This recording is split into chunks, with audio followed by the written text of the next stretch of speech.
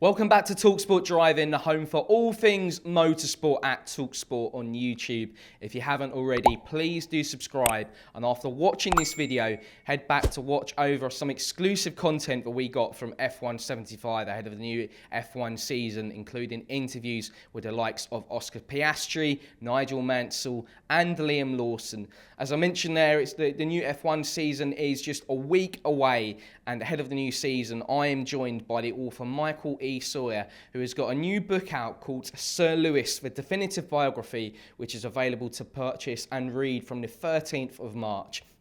It's a definitive biography about all things Lewis Hamilton and his career to date. So, Michael, thanks so much for joining us. Can you give us a little bit of an idea about what the book is about and what you learned from writing it? Yeah, thanks so much for having me, Bradley. I'm excited to be on your platform. It's the place to go for this kind of information. So it's a great start for the book.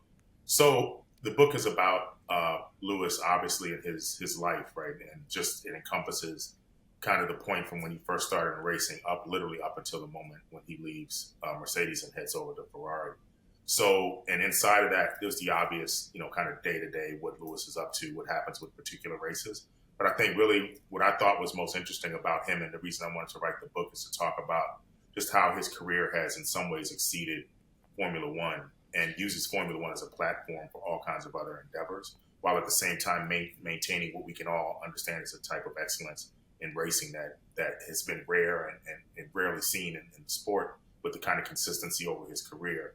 And then to see kind of the ups and downs, right, to kind of trace the period of time at McLaren when things weren't going well, then the shift to Mercedes and that era where, he won so many championships, and then to the last years after 2021 that were clearly kind of down years, and then to see this kind of resurgence of him moving to Ferrari, I think has injected new excitement into both his career on the track and also outside of it.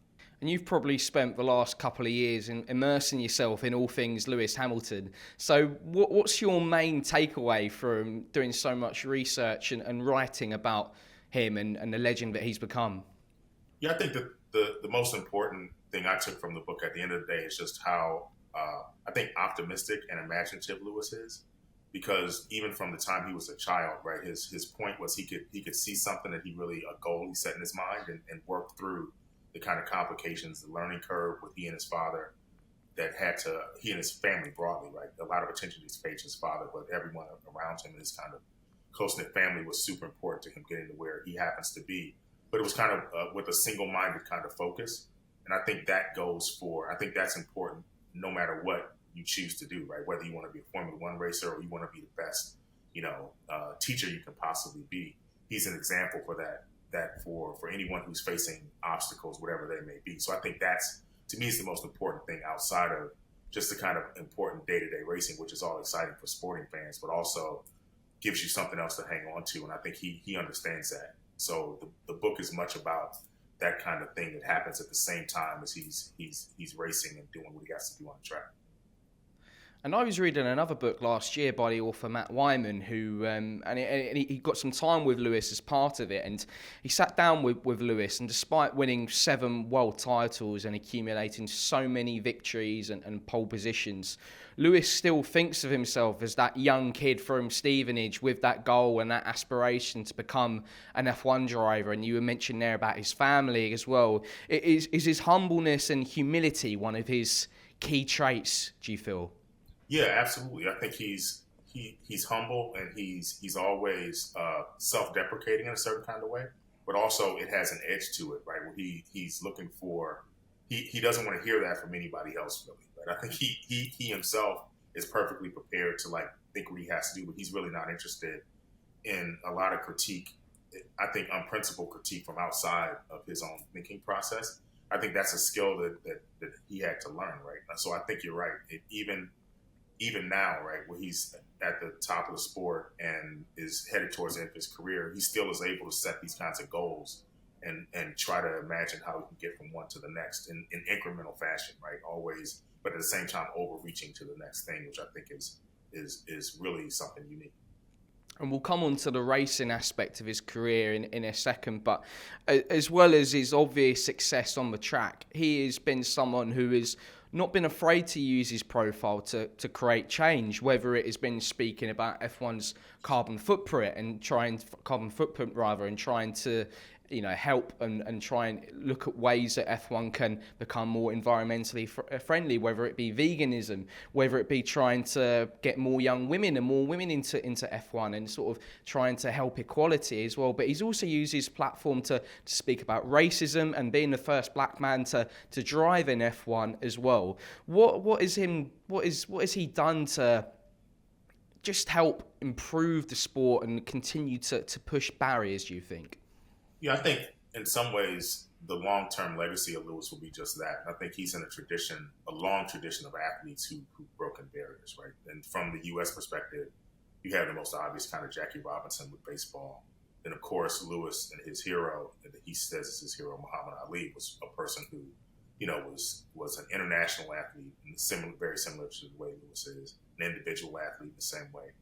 But unfortunately, Ali lost the most important years of his career because of his activism about the Vietnam War, right? So we missed part of Ali, but he made up for that in many ways with his activism. I think Lewis, and what's interesting about him as opposed to most other sports stars who were in his position, is he's never backed off of advocating for important things. It didn't seem to worry about what that might do to his commercial success, right? So the legacy of that is unprecedented in some ways because he's also advocating from the very top of the sport. So if you think of, and I think the most obvious example when we think about his advocacy and concern about police violence, the United States would be Colin Kaepernick, right? But at the time, Kaepernick was off the top of his game, basically, is the best way to describe it, right? Because Kaepernick had gone to the Super Bowl, but he was literally protesting from the bench, right? He was not playing in the same way he played before. Lewis was protesting from the very front of the grid, which I think then served as a really positive example for other athletes inside of F1 and outside of it. So I think that example and his concerns about diversity as well that you mentioned are, I don't think you can talk to anyone, women in the sport, and what he does with supporting the women's F Formula, feeder league is important. I think unique as well. So I think he's the type of person who cares about, multiple things and is able somehow to devote his attention almost equally to all of them, which I think is also something to pay attention to. Is he someone now that almost transcends sport and F1, the fact that he has used his profile so well over the last few years to try and create change and try to alter people's thinking and how they approach certain things? I think absolutely. And, I don't want to say he's bigger than the sport, but he's in some ways bigger than the sport, not negatively, right? I think Lewis understands that F1 is the base of his endeavors, right? He cares deeply about F1. And I think much of everything that he's concerned about, particularly when we talk about diversity, is much about his career, right? I think a hero in the story is really, in some ways, what McLaren had done to kind of get out and find him, right? Where people weren't looking, right? To go out and make that leap of faith. So I think that's super important to him. So yeah, in many ways, he's transcended F1, but I don't think it's transcended in the way that we would imagine where the sport doesn't matter to him anymore. I think the sport and Lewis have evolved together. And I think some of that is just the technology environment we're in, communications technology, social media, all these kinds of things happen almost at the same time, right?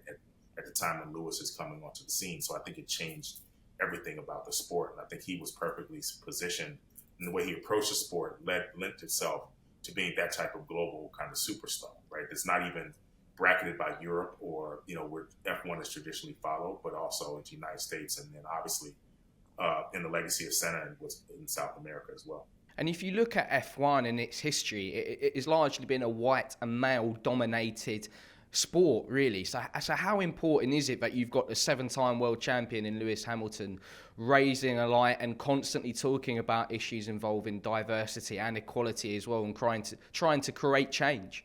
Yeah, I think, we live in an environment now, a contemporary moment, where diversity, equity, and inclusion are used as kind of as bad words. But I think Lewis's point and the example literally of his career is the opposite of that, right? What it proved is that if you only look in the same place, you may miss a 7-time world champion who's over there, right? That who knows what Lewis would be doing if he didn't have that opportunity, right? But that was only because people were willing to look outside of the normal venues where they would normally be paying attention and give him an opportunity. And I think, in many ways, that opportunity was so narrow and difficult to trace, right? That he learned a lot just as a kid, right? And I mean that literally, right? As a teenager, basically, to manage his career, his expectations, and possibilities. So what he's showing is that there's talent everywhere, right? But talent has to have opportunity and it has to have nurturing. And to the extent that you don't provide those things, you can miss out on, potentially the greatest driver anybody's ever seen. And when you look back over the course of Lewis's long and successful career that he's had to date, what are some of your favourite moments that you've had from watching Lewis do what he does on the racing track? I mean, I think kind of the bittersweet kind of last moments of 2021, right? And I'm talking about that run from the season break until he has the season tied up, the score tied up to go into the final race, right? And particularly his drive in Brazil, I think, was epic. I mean, I don't think anybody, Max had a similar kind of drive last year, but the stakes weren't there, right? I mean, it wasn't the same type of high stakes game where he just had to have it. So I think that to me is a high point. And I think even the Silverstone last year, where he showed that he could pull it back together again, right? It's kind of moment where, you want athletes to end on top, and it's almost, in some ways, if we didn't have this next thing happen, that would have been a kind of capstone to a career. He goes back home to Silverstone and wins this race in a season where it didn't seem like they could pull everything together, right? So that's always super important. I think looking back at some of his multiple drives of his in the wet, I think have been ones that have demonstrated that he has a different way of approaching his effort. So all those kind of stick out to me. And when you look back at the start of his Formula One career, right, Lewis walked in as this fresh-faced young guy from Stevenage. I don't think anyone expected a lot from him instantly walking into a big team at McLaren where Fernando Alonso was his teammate. But in his first season as a rookie, he finishes second, and then he wins the F1 World Championship in his second season in F1. That's practically unheard of, right?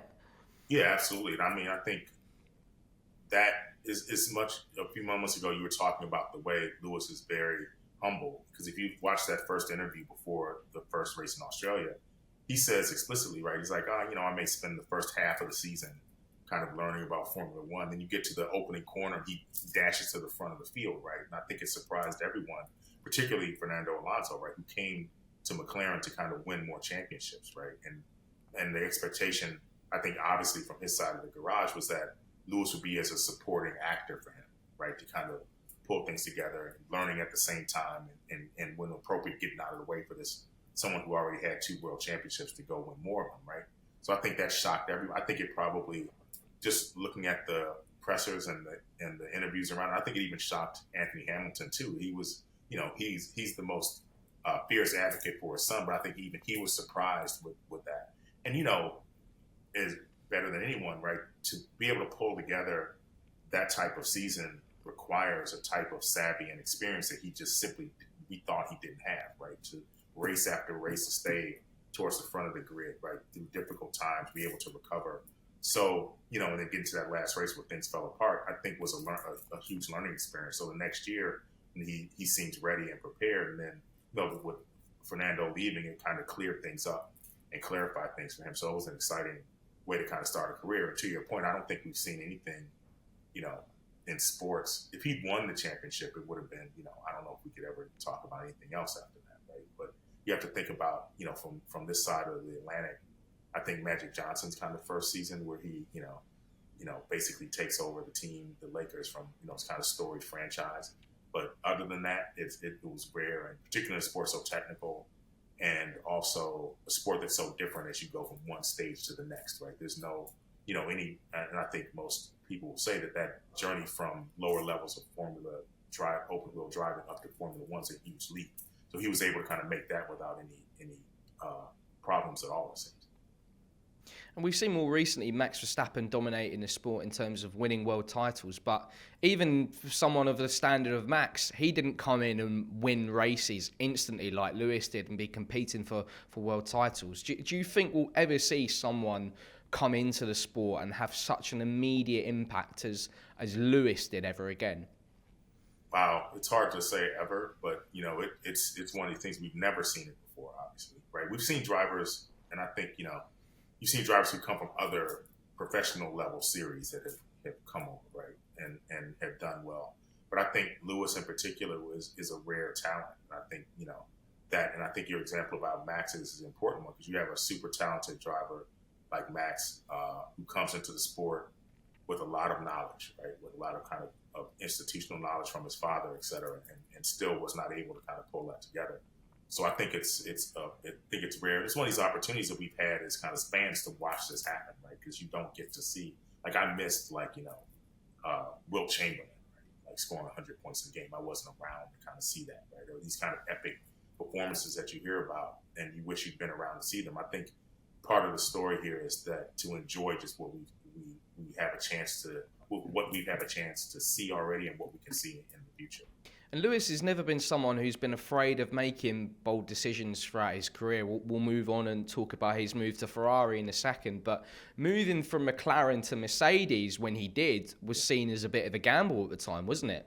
Yeah, absolutely. Because, you have Mercedes power was around with McLaren, obviously, anyway. Right? So, and so that's one thing that I think he can manage. But, I think this is right. I think Lewis gets a feeling for things and thinks it's time to move, right? Because you're right. The answer might have been to kind of hang out at McLaren where he was comfortable. He knew everyone. They'd known him since he was a kid, et cetera, and try to work that problem out. But he saw an opportunity there and leapt at it. And I think the same, if you go back and read and watch interviews people were like, this is a terrible move, right? This is not going to work out, et cetera. And I think, again, he proved everybody wrong with that move. And it was an era, right? That era of Lewis and Mercedes is probably one that we may not see again either, right? That type of dominance. And leaving Mercedes like he did this towards the end of before the start of last season, how difficult a decision would that have been for him to end that partnership with Mercedes to go to Ferrari? I think, and this is just Lewis's own words, right? I think it was difficult for him kind of personally more than it was difficult for him professionally, if that makes any sense, right? I think it was clear that something needed to change. I think what we know is that he didn't feel listened to those last couple of seasons when Mercedes was having a difficult time with, technical issues with the car. He seemed to have a real concern about driver position that wasn't being taken seriously. The porpoising they couldn't get under control. They win a couple. They seem to be making advances with the car at the end of the season. He says, this car's still not right. We need to shift. They didn't do it. They stuck with it. And so I think that professionally that had to change. But I think he and Toto Wolff had a very close relationship that then became complicated because of those kinds of issues, right? What was happening.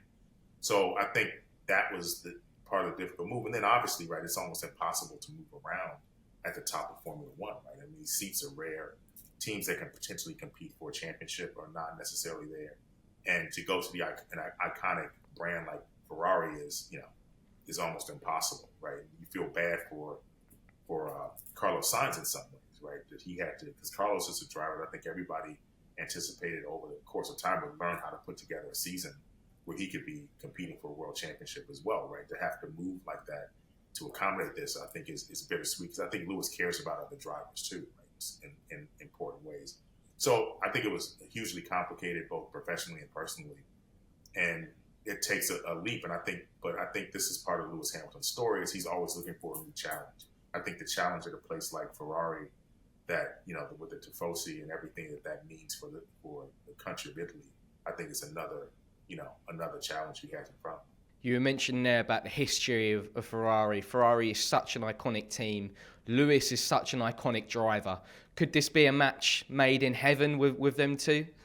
Yeah, I mean that's the hope you have, right? Because I think most anybody, and I remember when Sebastian Vettel said this. He's like, everybody's a Ferrari fan, whether you are or not, right? It's like it's the brand, right? It's the way we understand the sport. And for me, I mean, I saw my first Formula One race, I think, in 1990. I was in the Navy and I was stationed in Naples, Italy. And so I was able to see just the kind of fervor around Ferrari firsthand kind of in Italy, right? And so you begin to understand just how important the sport is, how important that brand, the artistry of the marquee, right, with Enzo Ferrari in the long history of Italian artisans, just what we have. And then for Lewis to come there and be a person who's concerned about art in that way, right? He's concerned about fashion. He's concerned about appearance, all those kinds of things. And I think we saw that on his first day at work, right? When he showed up in Maranello, you kind of see the way he's attempting to kind of fit himself into the mystique of Ferrari that I think is epic. So if it works itself out in wins and losses and a championship, I don't think there'll be anything, the seeing Lewis kind of celebrating in Italy, winning a Formula One championship for Ferrari, because that podium has always been one that everybody says is one of the greatest in the sport. But I can't imagine what that would possibly be like. What do you think it would do if Lewis was able to win that elusive 8th world title in a Ferrari? I think it puts him in really. I mean, Lewis is already in rare space, right? And you hate to be the type of sports fan or person concerned about sports in multiple ways to only have it come down to kind of wins and losses, right? Because there's a lot that he's done already that he doesn't need to prove anything. But I think if that happens, I mean, you're talking about epic performances that have to be up there with Ali's kind of victory against George Foreman and Zaire, right? You're talking about hand of God, with Maradona, these kinds of performances, right? That you're like, this seems impossible in some way, right? Or Tiger Woods coming back and winning the Masters a couple of years ago, which people thought was impossible, that showed that he could still do it one more time, right? And I think part of what happens here is a Formula One season is so grueling and so long, right? It's one thing to win a race. It's one thing to win 2 races. It's one thing to win 3. But to be able to hang around the top of the chart and keep the form over the course of the season is difficult to imagine for anybody. And so, but Lewis knows how to do it. So we'll see what happens. And I'm excited about being in a position to kind of watch it carefully over the next couple of years. And one of the chapters in your book is the word GOAT, and that is something that has prompted a lot of debate among F1 fans over the years about who is the greatest of all time when it comes to F1 drivers, and when people look back over the history of the sport and the wide variety of different characters that we've had competing in F1. And I didn't want to start off with this question. I thought I'd save it towards the end. In your view, where does Lewis rank among those greats in the sport? Would he be remembered as the greatest of all time? Yeah, I think, the complication with that is the of all time part, right? Because you got to think across eras, you think across the competition. So I think obviously for the barriers that Lewis has broken, I think that puts him in that position. I think, obviously being tied with Schumacher with 7 world championships, there's no way to get around the conversation at that point, right? I think that what puts Lewis clearly in that position is, as I mentioned, the kind of barriers. And he kind of said this in the Time magazine article recently, right? He doesn't want to be compared to anybody because of things he had to overcome that other drivers didn't have to care about. Right? So you think about, an athlete like Jesse Owens, right? Like Usain Bolt is obviously the fastest 100-meter of all time, runner of all time. But I mean, you have to think about what Jesse Owens had to put up with, right? In and around all those things, and also technically, right? So I think Lewis is in that conversation with Senna, obviously with Schumacher is clearly has to be considered in the conversation over time. And so I think, and Max is making a bid for himself, right, in this era as a person who can be talked about as the greatest of all time. But for me, once you get past the kind of ones and zeros of wins and losses and championships, and you start talking about effect outside of the sport. So I think what you've marked is his kind of concerns about diversity, carbon footprint, all those kinds of things puts him in the category of greatest of all time for me. And lastly, then, what do you think or what do you hope Lewis's legacy will be in the coming years? I mean, I think, obviously, I'd like to see Lewis pull off what we were just talking about at Ferrari, right? I think that would be such an iconic kind of moment, almost impossible to imagine. So I think that's one thing that I would hope for. I think the biggest thing is just, I think the term for me is Lewis's career is elegant in certain ways, right? Like he has a certain type of elegance about the way he approaches the sport.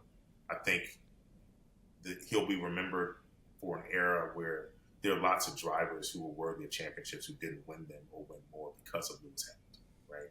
In the same way that you think about, the way Michael Jordan obstructed like some great athletes who in basketball who probably would have won championships were it not for him. Right? So I think on the track, that's what's important. Also, outside of it, it's his concern for demonstrating to people in difficult circumstances, whatever they happen to be, that you can imagine something bigger than that, right? That you can reach for a goal and make it, and to work steadily towards it, and don't let anybody define what you think is important. So I think those are, to me, are kind of the most obvious things. And so that's what I think the legacy. And if he wins, as you mentioned, right, if he wins an 8th or even 9th world championship, we can put the kind of cherry on top of the dessert and just be happy about having the opportunity to watch this incredible career. Well, Michael, thank you so much for your time. Really, really appreciate you joining us. To find out more about Michael's new book, Sir Lewis, The Definitive Biography, head into the description of this video and you'll be available to buy from the 13th of March.